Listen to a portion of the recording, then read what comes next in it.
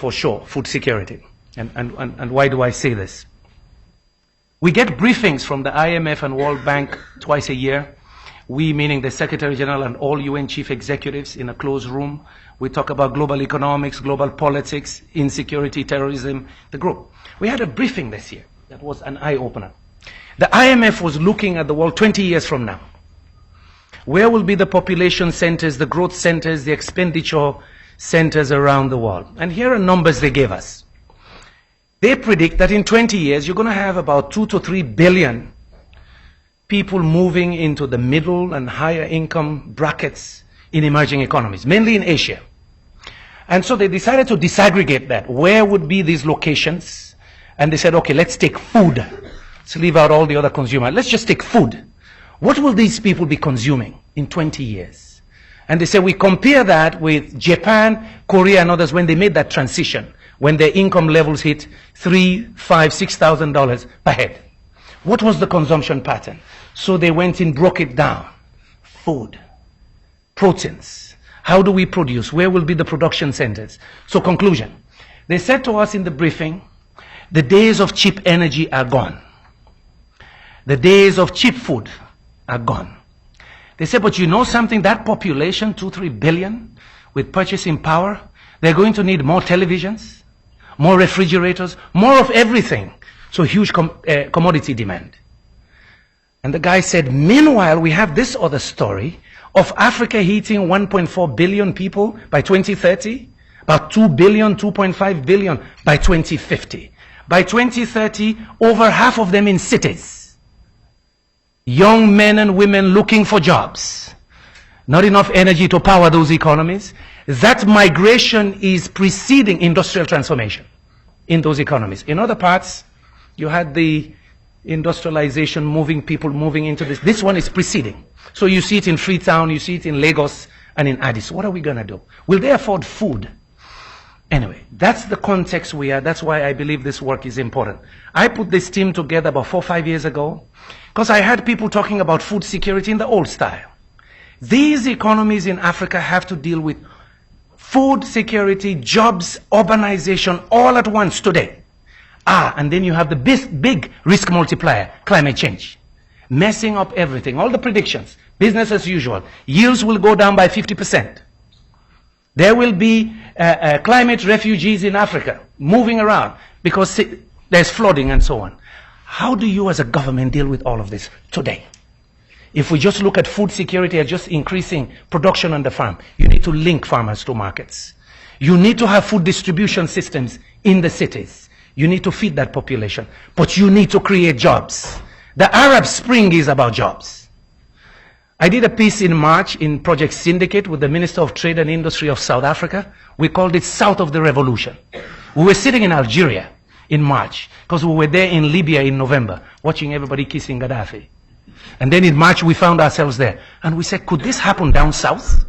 So we wrote this piece and we wrapped this together. Agribusiness, jobs, and beneficiation, they call it in South Africa, adding value. So this book is about value addition. How do we begin to add value to Africa's production? To create jobs and wealth? How do we change the discussion in Africa from just poverty reduction to wealth creation? Because then you talk about competitiveness. Then you talk about trade. Then you talk about productivity and infrastructure. So it is that holistic approach that we really advocate for. A few years ago, this was the first report we did with Paul Collier and his colleagues at the Center for the Study of African Economies. The title is Industrial Development 2009, Development Report, Breaking in and Moving Up, looking at the bottom billion. Here we argue a lot about structural change, helping these economies move into labor-intensive production systems, which means you need the infrastructure, which means you need energy source. They must comply to international production and environmental standards in their production system. So the whole issue of sustainability in the presence of climate change that they're not guilty of, but they have to deal with because the impacts are there immediately on them. It is in that context we believed, as you look at structural change, that agribusiness is one of the most promising areas. You attack food security, you attack jobs, and the realization that our children are moving into the city. My last 2 points. Just to give the context, these colleagues will show you the pillars, the 7 pillars we've developed. The stories are not new. We're putting them together just to say, you better bring it back in the middle of the whole discussion. It's not either or. You must look at the business side and value addition and what will make it move in this current context. I was in China in August. I helped the Chinese organize an Africa-China Partnership for Investment Forum. In the middle of my speech, I stopped right at 7 minutes into the speech, and I stopped. And I said, I'm not going to read the official text anymore. I want to talk to you about the African dream, which is the subject of a new op-ed I'll release soon. From cocoa to chocolates. I say, you know, our dream, our children's dream, is to sell chocolates to 300 million Chinese.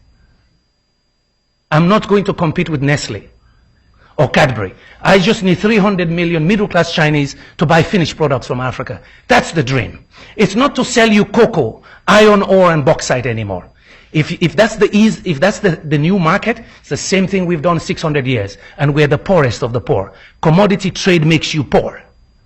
Every nation has been able to do structural transformation, add value, industrialize, move up the ladder to create wealth. So it's not just that missionary thing of giving aid. It's about business models that will make agribusiness happen, and what would it take? It's about energy access and infrastructure to link markets and compliance to standards. Very crucial in today's situation. So I was surprised. I got an applause in China. I said by saying in Sierra Leone we're very lucky. You know, in the last 2 years we discovered oil. We discovered one of the 10 largest deposits of iron ore. And guess what? Thanks to WikiLeaks, we know we have uranium too. Thanks to WikiLeaks. We are 6 million.